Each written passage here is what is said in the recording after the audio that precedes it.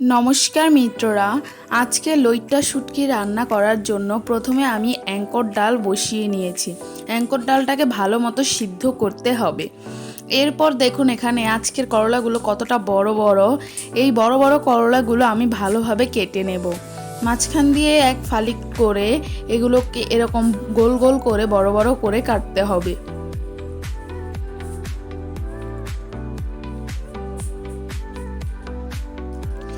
আমার করলা কাটাগুলো হয়ে গেছে, আপনারা দেখে নিন এভাবে করলাগুলো কাটবেন। এখানে আমার ডালটাও পুরো ভালো মতো সিদ্ধ হয়ে এসেছে। আমি লইট্টা শুটকিগুলোকে ভালো মতো ধুয়ে এক সাইড করে রেখে দেব। পাশে কড়াতে তেল গরম হতে দিয়ে দেব। তেলটা যখন গরম হয়ে আসবে তখন এর মধ্যে আমি কেটে রাখা পেঁয়াজ কুচি রসুন কুচিগুলো দিয়ে দেব।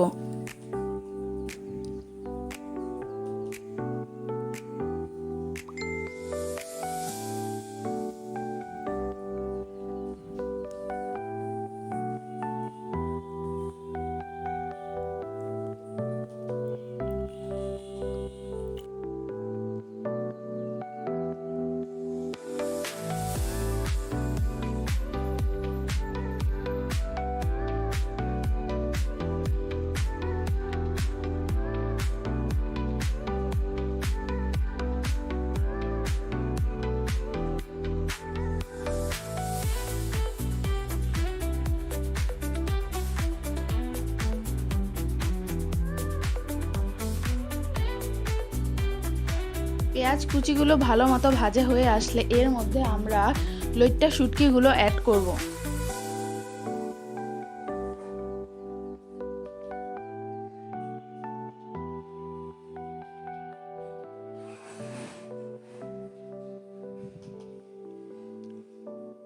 লইট্টা শুটকির সাথে পেঁয়াজগুলোকে ভালোভাবে মিশিয়ে নেব এবং নাড়া দিতে থাকবো। দেখুন এগুলো যখন ভাজা ভাজা হয়ে আসবে তখন এর মধ্যে আমরা কেটে রাখা করলাগুলো অ্যাড করব।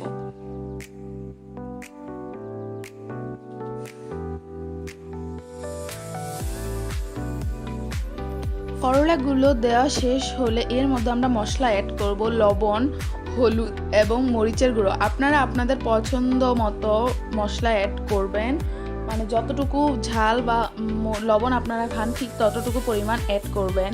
এগুলো দেওয়ার পর ভালোভাবে তরকারিটার সাথে মিশিয়ে নেব।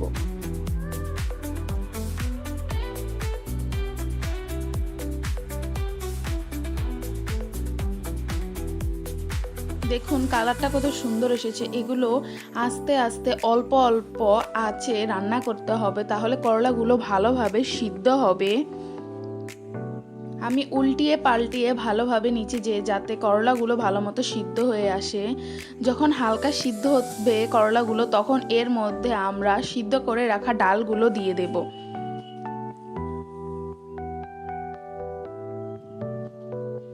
ডালের সাথে করলার তরকারিটাকে ভালোভাবে মিশিয়ে নেব।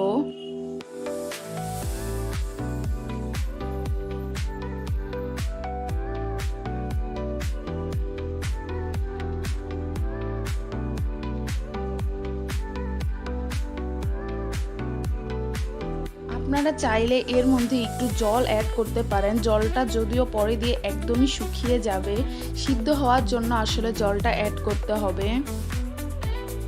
জলটা দিয়ে ভালো মতো আঁচ বাড়িয়ে ফুটতে দিতে হবে। দেখুন ডালটা একেবারে গলে গিয়েছে এবং তরকারির রঙটাও কিরকম চেঞ্জ হয়ে এসেছে, দেখতে কতটা সুন্দর লাগছে। আর আপনারা যদি আমাদের পেজে নতুন হন তাহলে অবশ্যই আমাদের চ্যানেলটিকে সাবস্ক্রাইব করবেন এবং পাশে থাকবেন।